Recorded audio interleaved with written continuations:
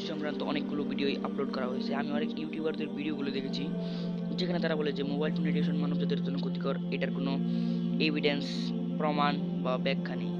তো সত্যি এটা খুব দুঃখজনক যে তারা এটা এত সহজে কিভাবে বলে দিল, কারণ সত্যিটা তো অন্য কিছু। তো আমি এই ভিডিওতে আপনাদেরকে মোবাইল ফোন রেডিয়েশন সম্পর্কে এমন কিছু তথ্য জানাবো যে এই তথ্যগুলো আপনারা ইউটিউবে কোথাও পাবেন না। এটা ছিল সাল 1995, যখন ইউনিভার্সিটি অফ ওয়াশিংটনের একজন সায়েন্টিস্ট প্রফেসর হেনরি লাই একটি রেডিয়েশনের উপর পড়াশোনা করেছিলেন, যেটার নাম হচ্ছে নন আয়োনাইজিং রেডিয়েশন। তিনি এই নন আয়োনাইজিং রেডিয়েশন ইঁদুরের উপর তত মাত্রায় পরীক্ষা করেন যত মাত্রায় আমাদের সরকার বলে যে এটা আমাদের জন্য সেফ।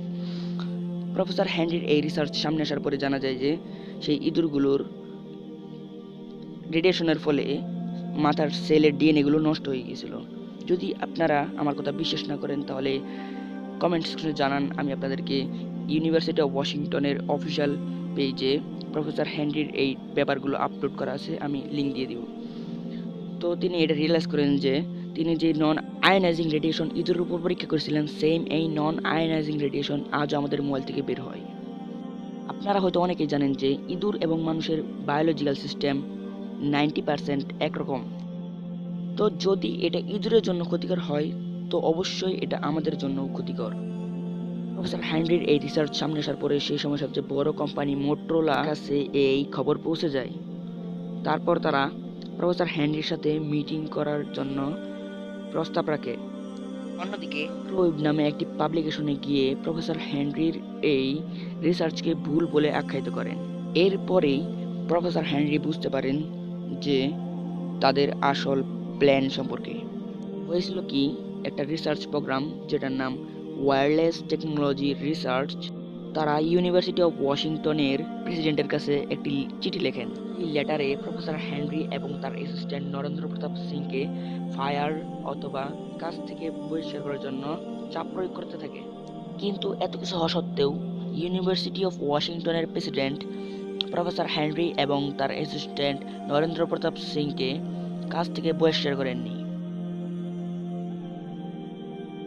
যখন এই লেটার সম্পর্কে প্রফেসর হেনরি জানতে পারেন তখন প্রফেসর হেনরি বলেন যে আমি কখনো একজন সায়েন্টিস্ট হয়ে ভাবিনি যে আমাকে পলিটিক্সে জড়িয়ে পড়তে হবে। হেনরি আরও বলেন যে এখন আমি বুঝতে পারলাম যে বিজনেসের দুনিয়ায় মানুষ কীরকম জঘন্য খেলা খেলে।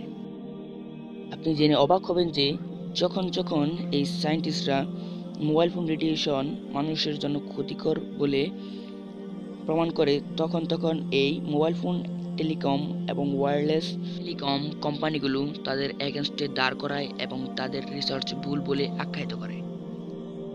তারা এজন্যই নিজেদের সায়েন্টিস্টগুলোকে দাঁড় করায় যেন মানুষের কাছে একটি ক্লিয়ার কাট মেসেজ না পৌঁছে।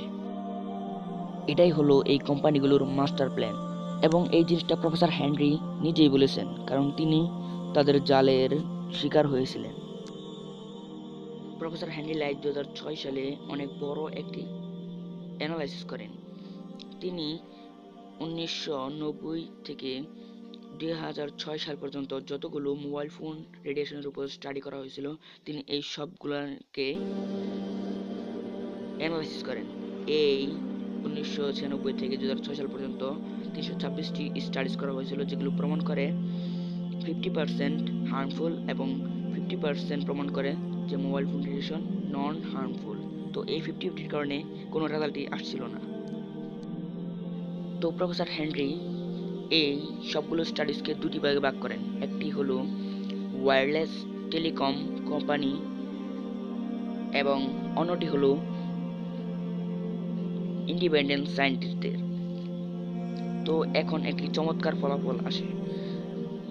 ইন্ডিপেন্ডেন্ট সায়েন্টিস্টদের করা 70% রিসার্চ প্রমাণ করে যে মোবাইল রেডিয়েশন আমাদের জন্য ক্ষতিকর, এবং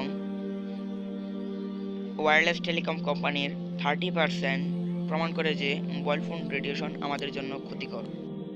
এর মাধ্যমে প্রমাণিত হয় যে ওয়্যারলেস টেলিকম কোম্পানিগুলো ইচ্ছে করে মানুষের কাছে বিভ্রান্তি ছড়াচ্ছে যে মোবাইল ফোন রেডিয়েশন মানুষের জন্য ক্ষতিকর না।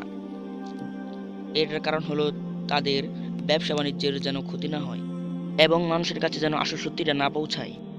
আমেরিকান ক্যান্সার সোসাইটি নামে একটা সংস্থা প্রফেসর হেনরি তাদের কাছে জিজ্ঞাসা করেন এবং তারা কোনো উত্তরই দেয়নি। উল্টে তারা প্রফেসর হেনরির এই স্টাডিকে ভুল বলে আখ্যায়িত করেন। ওয়্যারলেস টেলিকম কোম্পানির এই দালালরা এটাও বলে যে মোবাইল ফোন রেডিয়েশনে এমন ক্ষমতাই নেই যেটা মানুষের ক্ষতি করবে।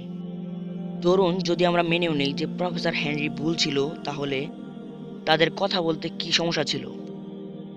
সিটিআইএ নামে একটি ওয়্যারলেস টেলিকম কোম্পানি, তারাও এই কাজে হাত লাগায় এবং তারা তাদের ওয়েবসাইটে লেখে যে আজ পর্যন্ত আমাদের কাছে কোনো সায়েন্টিফিক প্রমাণ আসেনি যেটার মাধ্যমে প্রমাণিত হয় যে মোবাইল ফোন রেডিয়েশন আমাদের মানবজাতির জন্য ক্ষতিকর।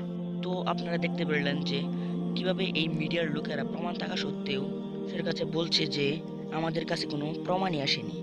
এভাবেই তারা মানুষের মাঝে ছড়িয়ে রেখেছে যে মোবাইল ফোন রেডিয়েশন আমাদের জন্য একদমই সেফ।